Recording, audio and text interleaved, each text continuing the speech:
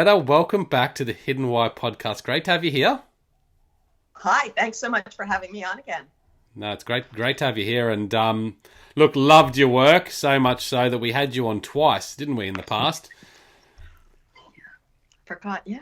I think so. Yeah, we were discussing your book back then, which I think changed names, but Habits of a Happy Brain. Yes. Which I think it was called Happy Chemicals or something originally. Yes. Which sounds like a drug-inspired book, doesn't it? But I guess it is really, because that's what we operate on, these chemicals. Yes, but it maybe gives the wrong impression. But It could do. All it's the perception, isn't facts. it? Hey, so tell us a little bit about, just for the people that may not have listened to those episodes, because they were a while ago now. I think it was over 18 months ago I had you on here anyway. But tell us a little bit about your background and your work, what you do. Sure. So I was a college professor for 25 years and a parent. And so I was sort of trained in idealistic theories about children and students being happy and good and cooperative. And yet I noticed that reality is a bit more complicated. And I could never figure it out until I started watching nature videos. And then I was very surprised to see that monkeys are not happy all the time. And the reason is that the chemicals that make us happy are not designed to be on all the time. They're designed for a specific job, and they turn on in small spurts. And when you understand the job they do, then it's easier to manage them and to get them in healthy ways. Right. Okay. The happy chemicals. Really, really interesting. Now, this is related to our primal sort of, what do you call it? The brain that's all mammals have? Mammalian I brain? call it the mammal brain, but the official name is the limbic brain. The limbic brain. Okay. So this limbic brain and these chemicals are designed to help us, for survival, yeah? Evolutionary purposes. Yes. Is that right? Is that how you explain it? Yes, they're designed to reward you with a good feeling when you see a way to promote your survival. So the good feeling motivates you to go forward, like go for it, invest effort, and take a chance. So that's the happy. What the job is. Yes. And what's the opposite of that? The stress, the cortisol. That's to tell you, pull back, stay away, this can hurt you. Awesome. That's as simple as it is, isn't it? And it's really when you think about life like that, you start to understand your certain behaviors and habits and things that you always look towards and fear from. But these days, my survival is really not threatened. I've got food, I've got shelter, and I'm privileged for that. So I don't really have this threatening survival, but I do have this desire to be happy. And also, we often have threatened feelings despite the fact that we don't feel threatened with our conscious brain, because in the neural pathways that turn on these chemicals are built from experience. So past experience that turned on your cortisol built neural pathways that turn it on today. And that's why we all repeat ourselves. We all fear things that hurt us in the past, and we all seek rewards that rewarded us in the past, even when we sort of wished we didn't. Right. That's like addictions and stuff, yeah? Exactly. Yeah. Addictions, and also not just addictions, but like you only know one way to be happy, so you only do that, and you want to broaden out, but you can't figure out why you don't. Right. I mean, addictions, because I think that, we can be addicted to many things these days, even if it's not a drug or anything like that, like your iPhone or sex, I guess, can be quite addictive. Many things, watching TV listening to the news, I think, has become a big addiction.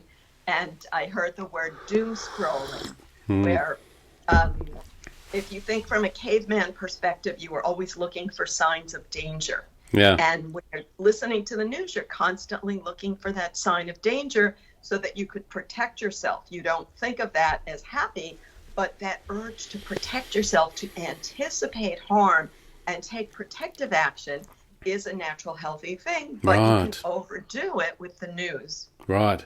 And I felt, I switched off the news years ago because I knew it was affecting my happiness.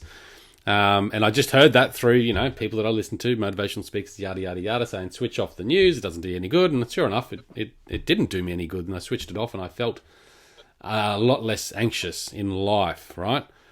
But recently with COVID, I started checking into the news because I was, I guess, concerned. What's going on in this world of ours, and how is this going to affect me? Yeah. And I felt it very stressful, and it made me more anxious. And so I've now sort of reduced that, and I'd only tune in when I want to, maybe once a week or something like that. How do you find that? Like, is it good to be doing that? Oh no, I don't do it either. So no? That's probably why we're talking to each other, because we both came to this conclusion. Really, I think it builds neural pathways because repetition builds neural pathways. So it always tells you to expect this kind of threat and expect this kind of reward. And again, it narrows your focus to only that threat and that reward. And it doesn't really benefit you. It just benefits whoever's trying to get your attention. Right. Does it play a bigger part, like this doomsday scrolling that you talk about, than like positive scrolling, like searching for really positive information? Because I feel that the media companies know this and they play on that because that's what gets us in there, But you don't see enough. Like, you can go out there and you could watch news channels about positivity and motivation and, self-confidence. All these things are out there and available, but we don't seem to be as attracted to that as the doomsday stuff. Well, you're right. Many people are attracted to that. And sometimes it's excessive in the sense that they give you unrealistic expectations. Like, you can be a superstar and earn $1 million from your website, and people hook into that. And then they get disappointed. But again, it's not just the media that does this, because now that's the educational philosophy. They try to tell kids, they actually believe that kids will only study when they have a dream. And so it's like some giant dream. And then they're like, well, I don't see the connection between learning spelling words and being a doctor, so I'm not going to learn my spelling words. Or even worse, I don't see the connection between math and being a rock star, so I'm not going to learn to do math. Yeah. Yeah. Do you think there needs to be a balance then? Well, so I always go back to the animal perspective. Yeah. So in the animal world, you don't have unrealistic expectations because your neural pathways are built from real lived experience. And when a monkey gets food, like maybe has to climb really hard, work really hard to get the food, but the food is the reward, and that builds a neural pathway to repeat the behavior that got the food.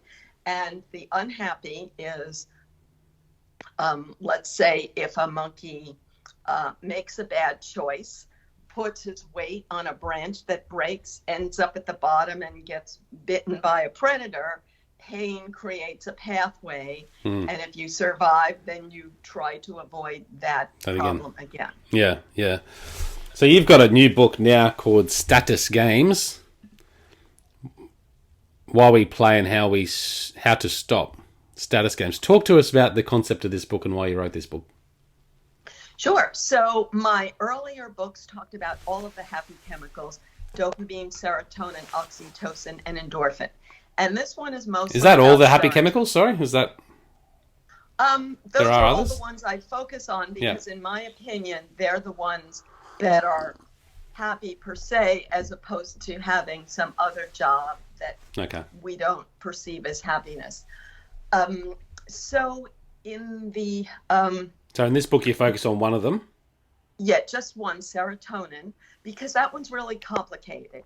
And status, we don't associate status with serotonin, but that's what I learned from monkey studies that were done 30, 40 years ago. Okay. So if you watch nature videos, you see how monkeys are constantly sort of having social rivalry and vying for the one-up position. And that actually promotes survival. You learn this from evolutionary psychology or evolutionary biology. And natural selection built a brain that rewards you with a good feeling when you get the edge, when you get the one-up position, one-up. and serotonin is that good feeling. And we don't usually think of monkeys this way. You know, we are painted this idyllic picture of nature. But in fact, if a monkey grabs for food and you're a stronger monkey, it gets bitten. So before it grabs for food, it compares itself to others and only grabs when it's in the position of strength. And you can see how that's what we're doing. We're always comparing ourselves to others and looking for a position of strength. And we do that because serotonin rewards us for doing that. And it feels good because it's designed to motivate you. Right. This one-up position. Is it related to ego too then? Like, is ego got a big part in this? Yes, it is. Yeah. But we are very uncomfortable. Like, ego often has a bad connotation. Yeah. And we're very uncomfortable with this idea of our own pleasure in having the one-up position.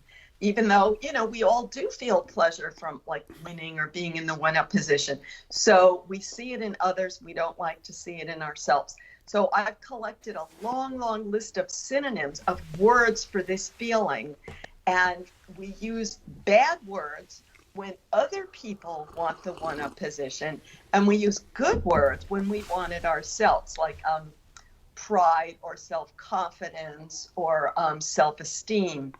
And even pride, you know, some people it has a bad connotation, some people it has a good connotation. Yeah. So what are some of the ones that we look at other people with, the bad words that we... Manipulative, self-aggrandizing, saving face, winning, you know, wanting to be a winner, self-important, pretentious. Mm-hmm.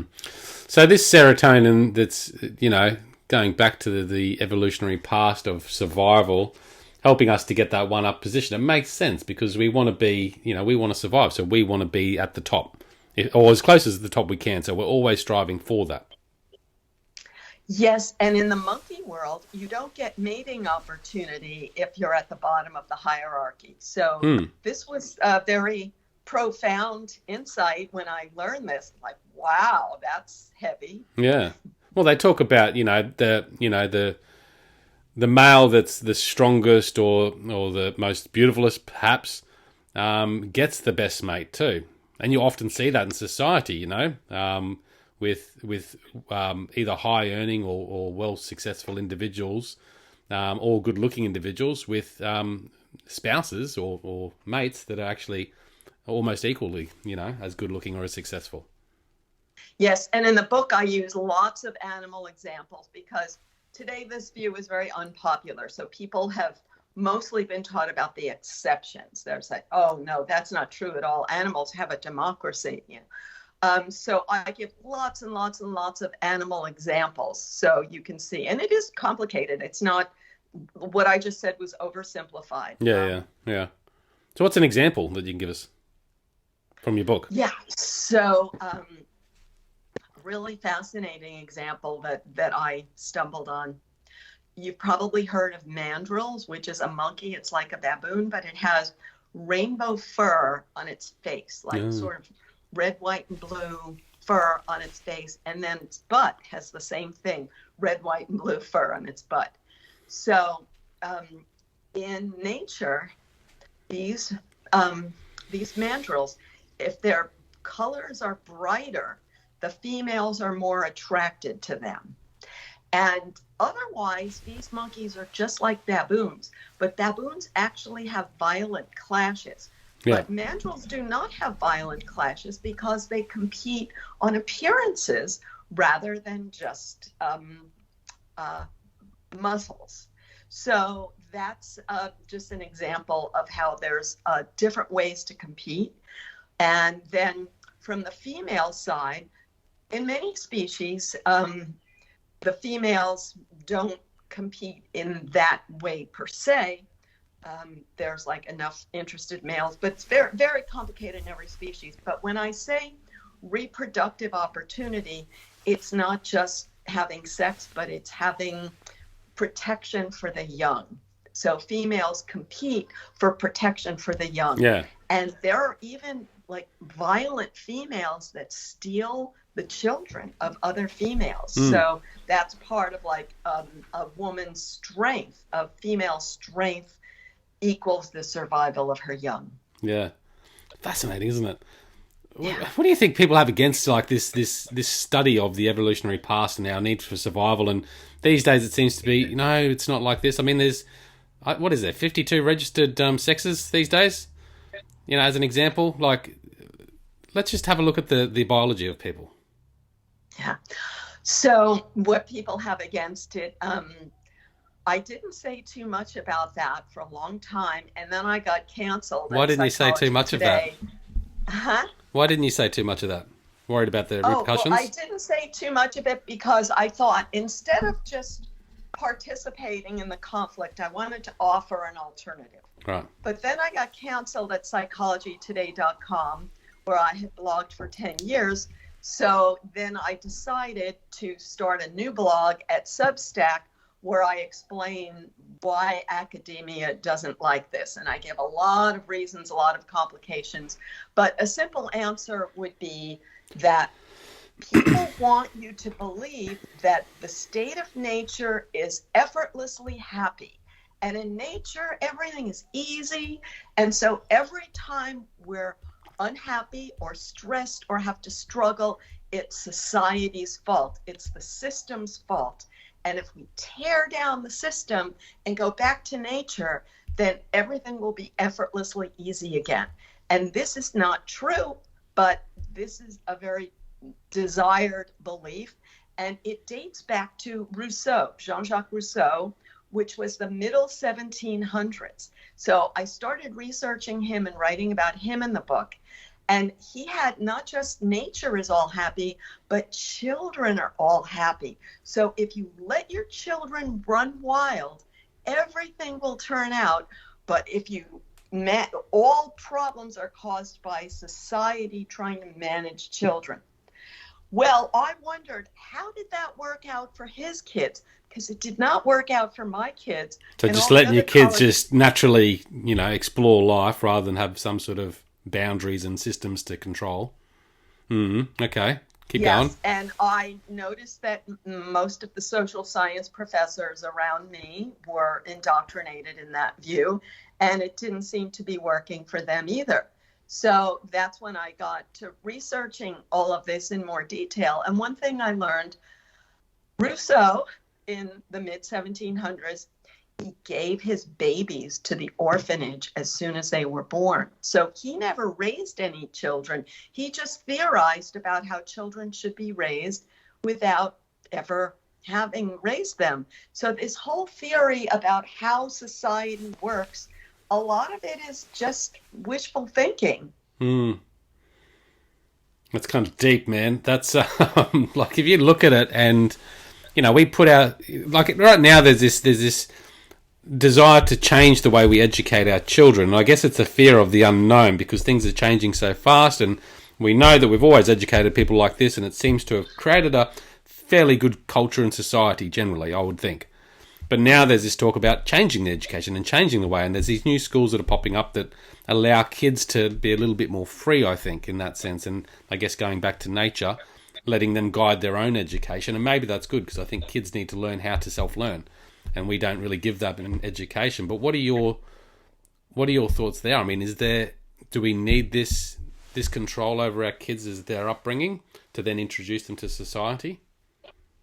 Well, people should know that in the past, children were managed in an extremely strict way. Extremely. People should really find out about that. And so things have gotten like 90% looser, almost to the point where every little child is allowed to have that inner monkey's urge, like, I must have my way all the time. And if every little child is raised that they can control all the adults around them, they can scream when they don't get their way, they can refuse to do whatever they want, then by the time they get to school, if they haven't learned to manage that, they get diagnosed with a disorder and they get drugged. So that's why I think it's so important that people think a little deeper about this. Is there any going back, but like, have we gone, and how is this going to affect, I've already seen it affect society, because you've got politicians out there now going, if I don't get my way, where? And I think it's disgusting. Yeah, but where is not, politicians whining is not really the problem. It's if you have a child in school, Yeah.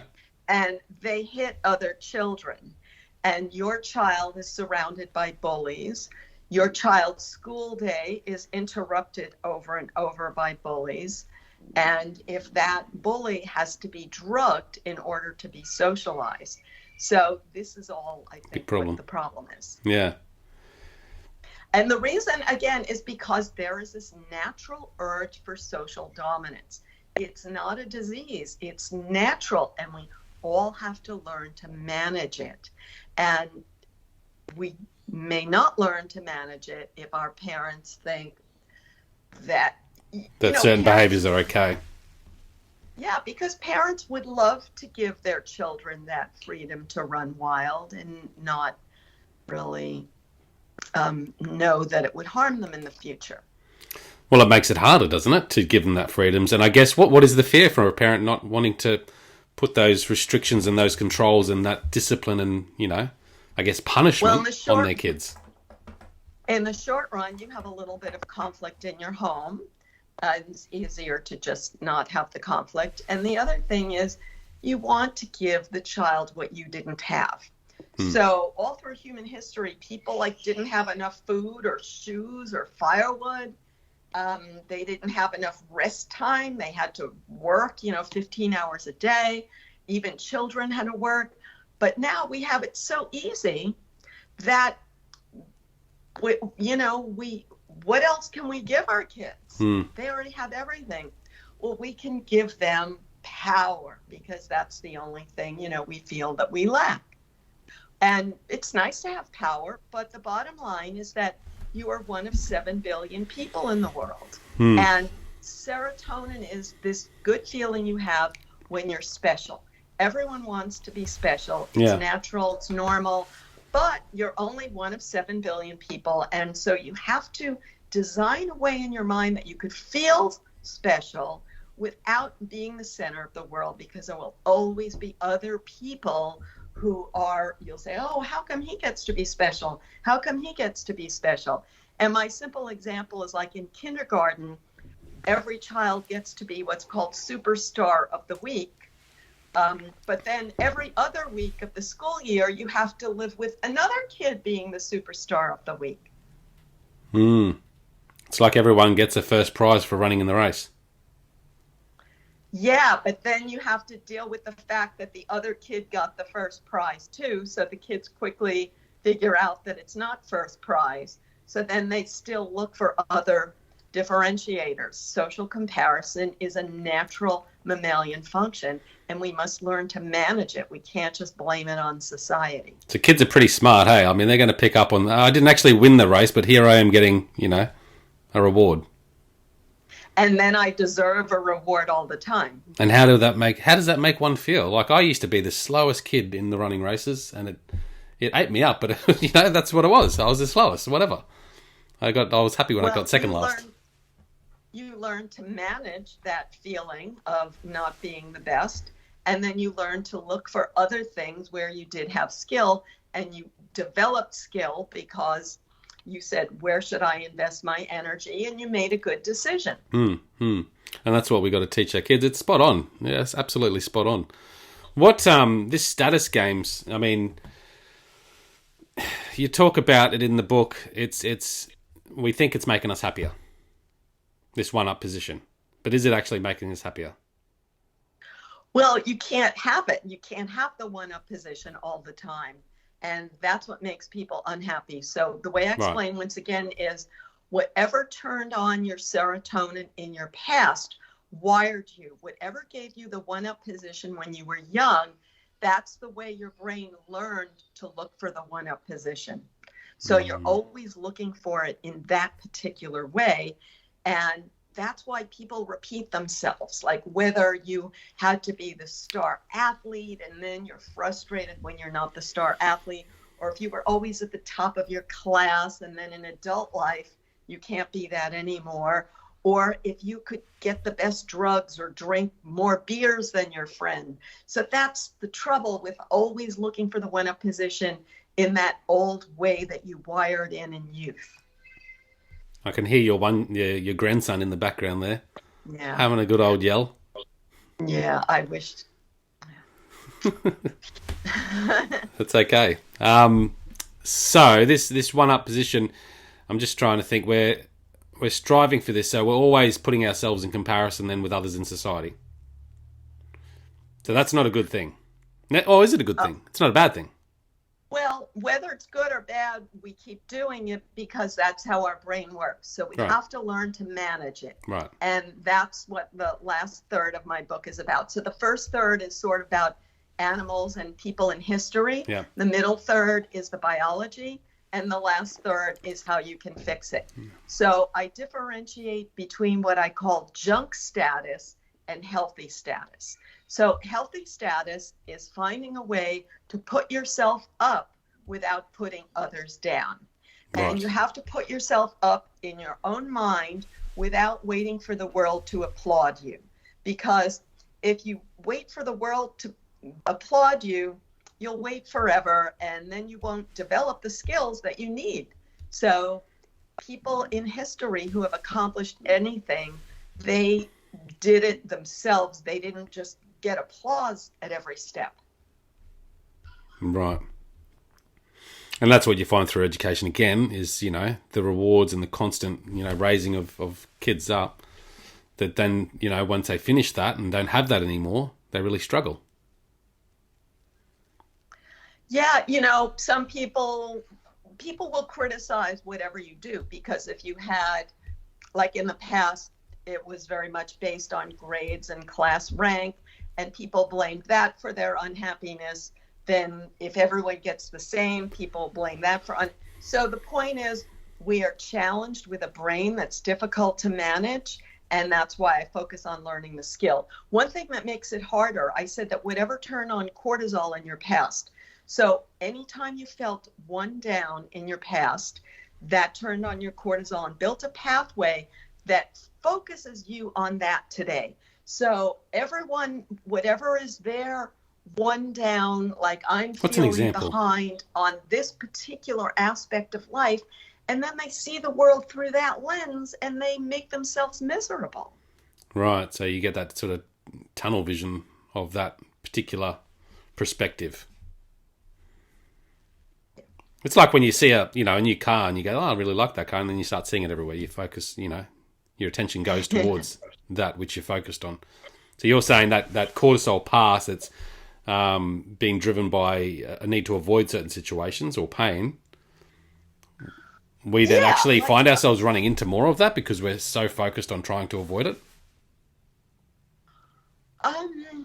Everyone's focused on trying to avoid that pain of their past, and whatever it is, they keep repeating it. A simple example, like what you said about the car, as soon as you get the new car, then you see that other people have even better cars. So if you focus on that, but then someone else might focus on, I can run 5 miles and you can't run 5 miles. But then as soon as they can run 5 miles, they see that there are other people who can run 10 miles. So no matter what, and I use the example in the book, if you're a young actor and you're struggling and you think, oh, I'll be so happy if only I get a part. But then when they get parts and they make a living, then they're frustrated that they're not a star. Then once they're a star, they think they'll be happy forever, but then they're only worried about losing their position as a star. So it's never ending, no matter who you are, where you are. This is how your brain works, so you have to learn to manage it. So that's what it's about, the management part. Yeah, because that's right. It's a never-ending chase, isn't it? No matter what you're doing, it's always trying to look for the next thing, and that's why it's never enough. So even when you get to what you think is a goal or success, it's not enough, and you find yourself not happy as you thought you would be when you get to that goal. Yes, and part of it is the dopamine part. So I talk a little bit about the other happy chemicals. Yeah. So dopamine is the expectation of a reward. So whenever you're moving toward a goal and getting closer, dopamine makes you feel good and excited. Then once you get the goal, the dopamine stops, and you don't get any until you set a new goal. But if people don't understand how dopamine works and how their brain works, then they think, what's wrong with the world? What's wrong with society? You know, the good feeling is gone. And then the complication is more because the other happy chemical, oxytocin, that's the feeling of belonging. So sometimes we have a tension between, I want to belong, but I also want to rise in the group. Yeah. So, but then if you rise in the group, you might create some friction, and then you don't feel like you belong. Right. So then you go back to belonging, but then you feel like, oh, I'm at the bottom of the group. This is no fun. So we flip-flop between those two urges. Yeah, and that's what I guess probably holds a lot of people back too from, you know, being healthy, successful, I suppose, because you rise up and then you think, oh, hang on, I'm leaving, you know, other people behind perhaps. That makes a lot of sense. Yes. Yeah. Yes. Do you think that this whole, you know, serotonin, it's not a problem, but do you think it's more prolific nowadays because we're so globally connected? We're on social media. We're much more fast paced. We're not moving at this slower pace. We don't have these communities that are sort of detached from one another. You know, I don't know. It just seems like comparison is out there, and it's used against us. I know what you're saying, but I really think that life was quite hard in the past. Yeah. People had fewer choices. People had more survival concerns, even though people sure succeed at filling their head up with survival concerns. But I mean, in the past, you could risk running out of firewood in the middle of the winter and freeze to death. So people don't realize how hard life was in the past. Yeah. And this whole meme about how life is harder today is, I think, perpetuated by the news media because they want to pull you in, and it's like, we're on your side. Your life is so hard and we care about you. And with social media, I think about this way. When there's a tight community in the past, like you lived with a tribe, there's a lot of conflict, a lot of rules. They controlled you every minute. You had no choice. There was a lot of social censure, and there was a lot of gossip, constant gossip.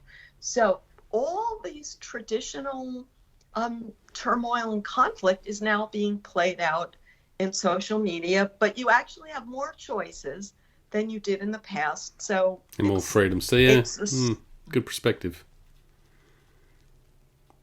Huh. What? How do we go about managing this serotonin? What have you got for us? In the book, I talk about being in the middle lane. So if you're in the fast lane, that would be like the mindset of, I have to be number one every minute. And however you define number one, you have to be there every minute. And if you're not, you surge with cortisol and you're all frustrated. So the fast lane has obvious problems. Now, the slow lane is the person who thinks, I'll never get anything. I'll always be behind. It's not even worth trying. And you just watch other people going by and you always feel disappointed. So both of those thought loops are not very healthy. So that's why I talk about being in the middle lane rather than the fast lane or the slow lane. And what that means is you make conscious decision. When is it worth your investment of effort to be ahead? And you don't feel like you have to do it. You don't feel like you can't do it. You say, I have a limited amount of energy. I can't be top of everything. So I'm going to make a decision where I'm going to be proud of my efforts. I'm going to take a next step, and then I'm going to be proud of it. So it's always being proud of your next step. Mm-hmm.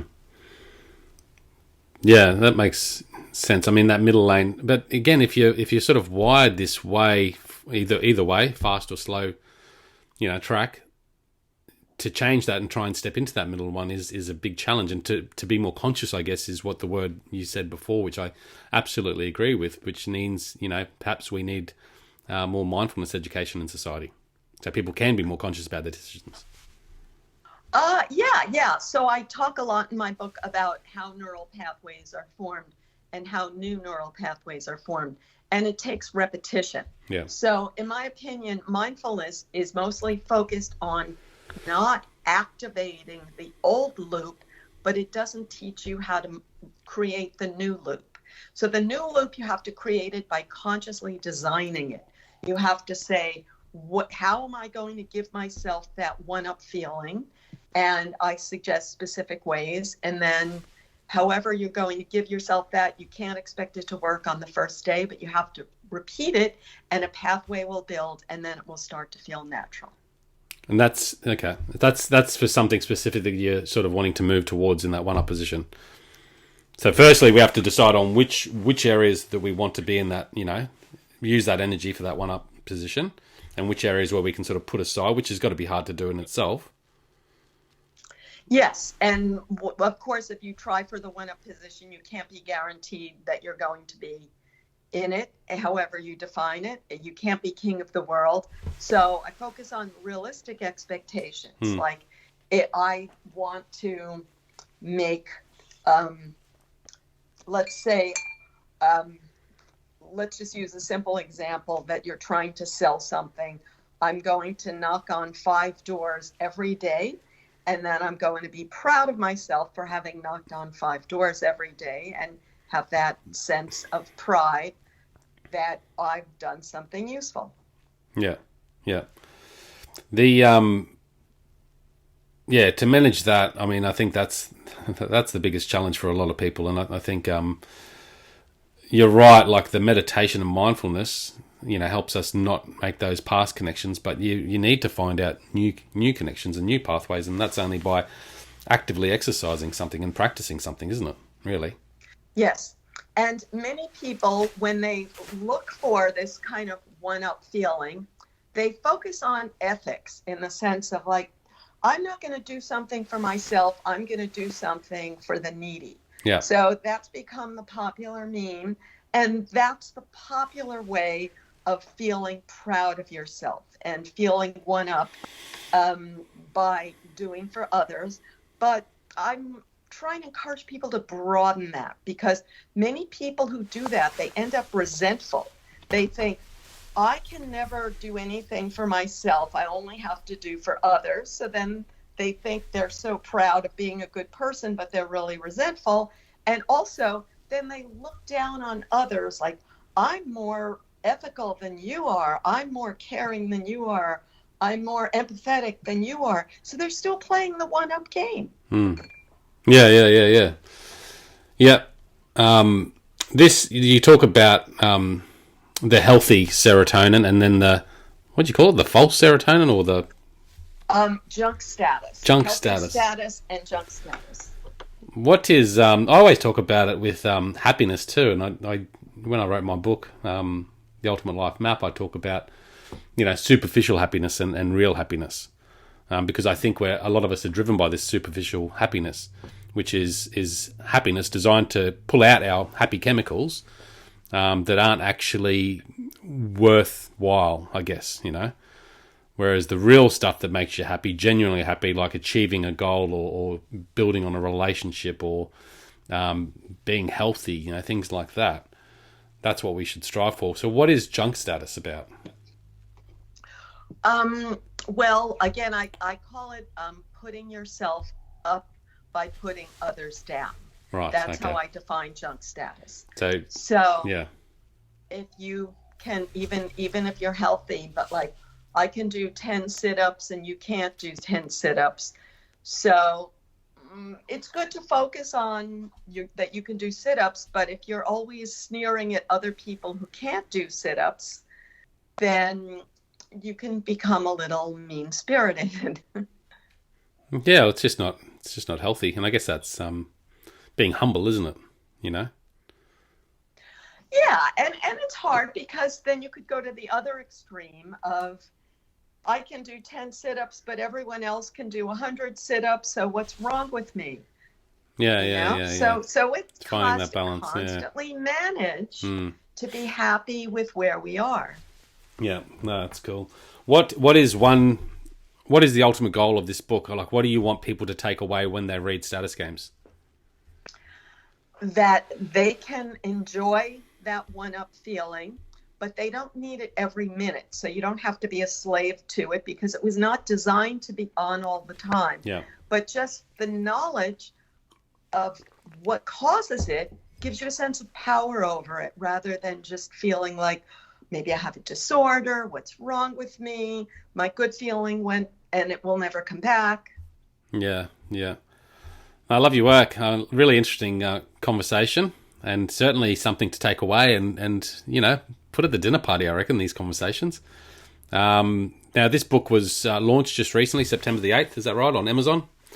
Yes. So we've got, we'll get the link, stick it in the show notes, guys. So jump onto thehiddenwhy.com and check it out. This is episode, I believe, 1006. Wow. So you can, broke the 1000 barrier. Well, I'll give you serotonin points for that. You must be proud. And you have more episodes than most podcasts. Yes, it does feel good. But I mean, I looking at this realistically, I get to interview people like yourself, Loretta, and the value for me is phenomenal, and I hope that value can be passed on to people that tune into this show. That's what it's all about. Thank you. It was that fascinating conversation. Thanks for your great questions. I'll let you get to your grandson there. He's probably waiting for you desperately. Thank you for coming on, Loretta. Sure. And guys Take out care. there, Great to see you. Check it out at thehiddenwhy.com. Until next time, peace, passion, and purpose. See you soon. Bye. Thanks.